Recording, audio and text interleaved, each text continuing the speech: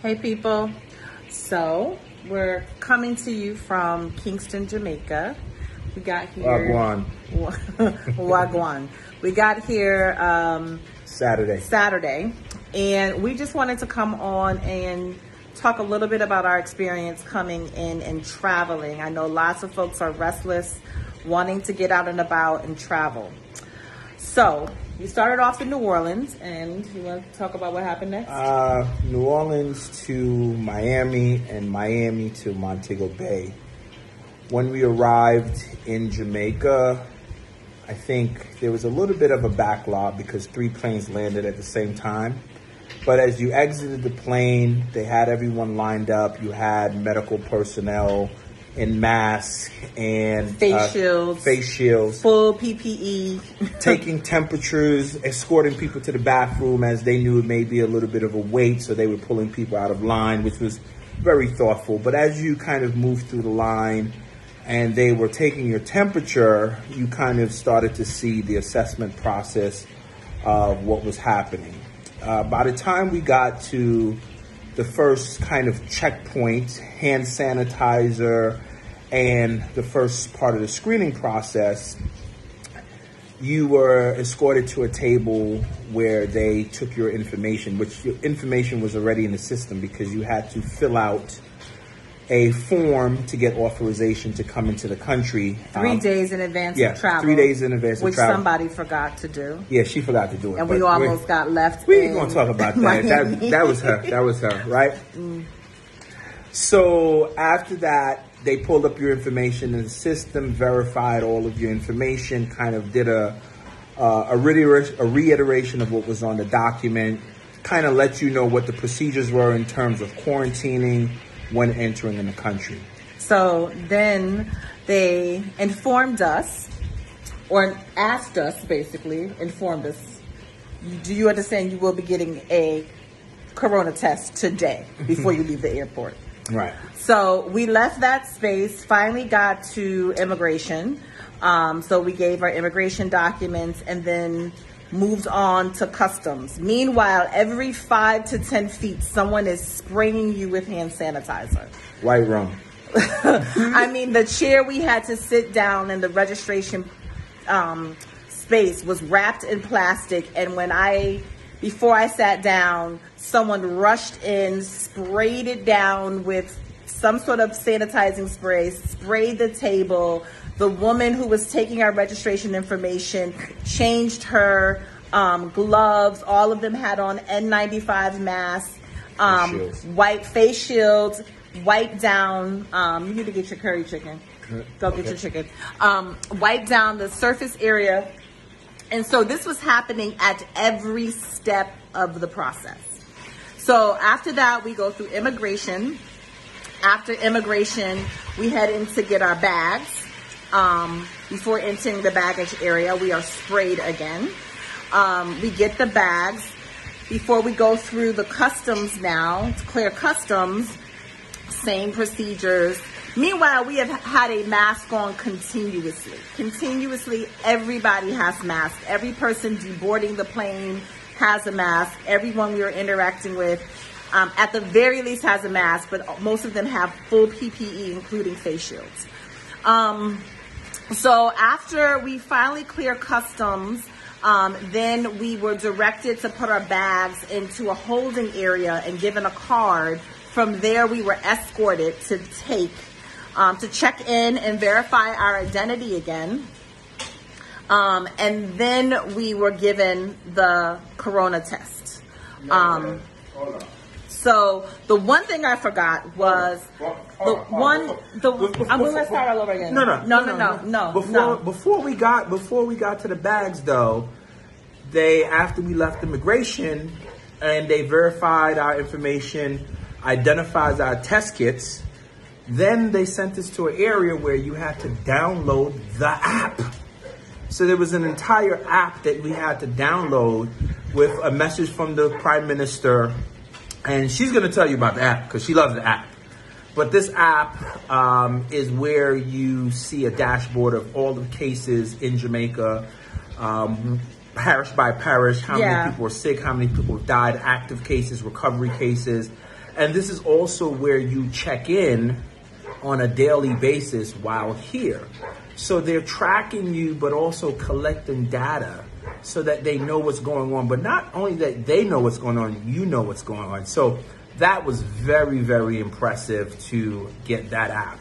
So once we got that app, got our bags, went through customs, then we had to go through another checkpoint. So I think right now we're at 6.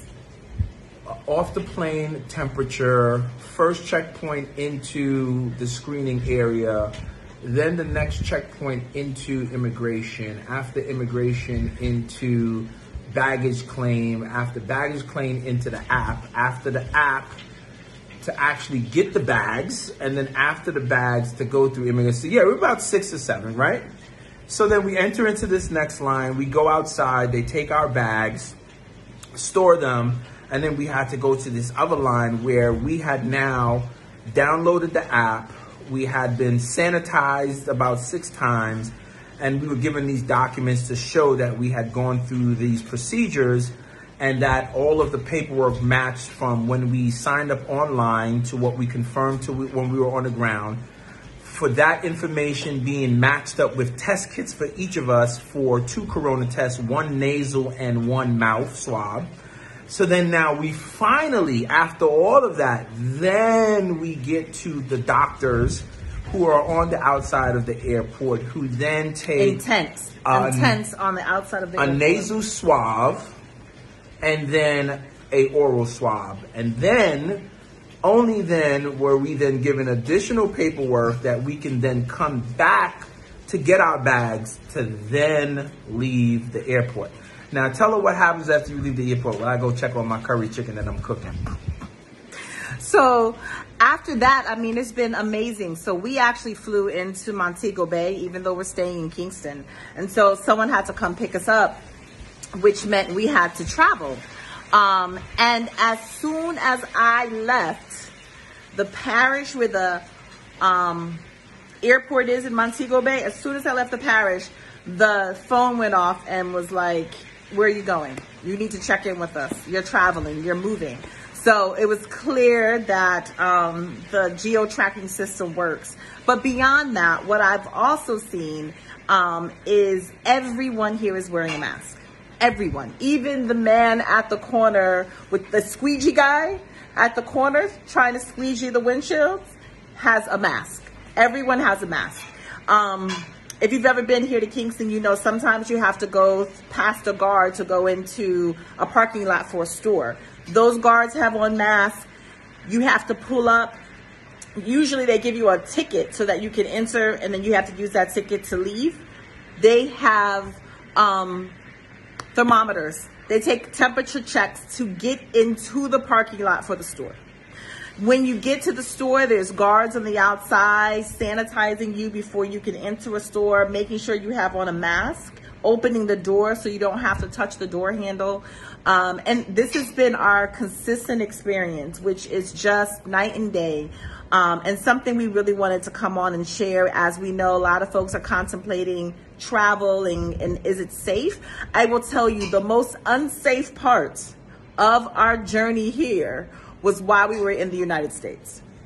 I have never felt safer about a situation. I know folks might have concerns around privacy, et cetera, and data and all of that. But if that meant that almost 150,000 people in the United States didn't have to die, I think I give up some privacy for a little while to ensure that folks will live through this pandemic. The other thing I really want to say about this is arrogance. This is arrogance.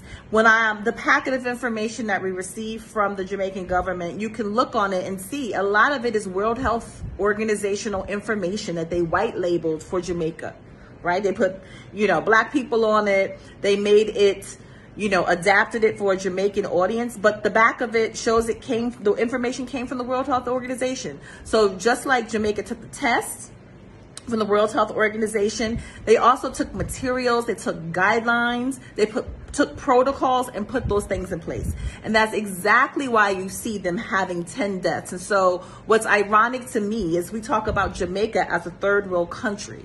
when first world America is on track to seeing hundreds of thousands of Americans dying from arrogance, So let me put that into perspective for you.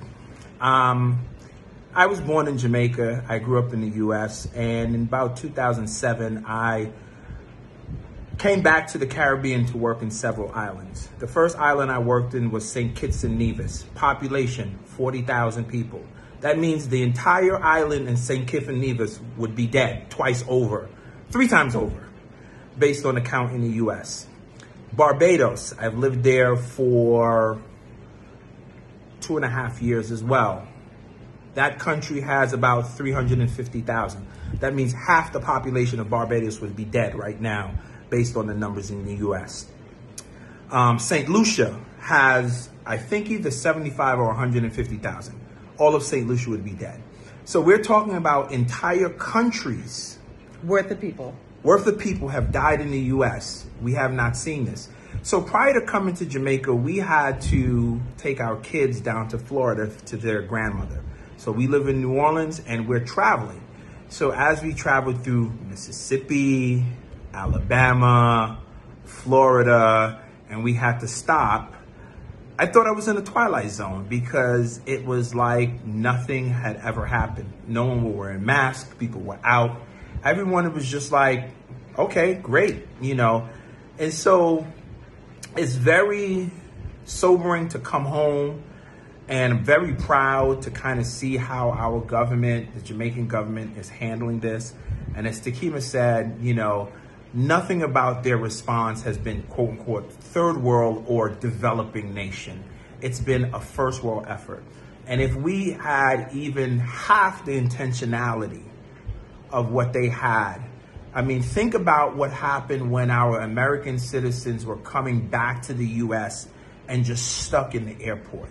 Nothing was done to kind of see where they were at, how to screen them, how to properly figure out where they're going and if they were infected. It's just a shame. It's just a shame. So anyway, we recorded this because we want this to be shared, especially amongst Black folks. Don't let folks tell you that our countries are inferior. We are the most intelligent people, and this is an example of putting Black intelligence to work to make sure Black people live and thrive. So just want to share this. Please share this, especially those of you who are considering travel. I recommend you find out if you want to travel, if they have things like this in place. I feel 1,000 times safer being here. In many ways, I'm counting the days so my children are, join us here because we are so much more safe here than we ever were back in the States. So anyway, I hope this helps y'all. Leah Tayer.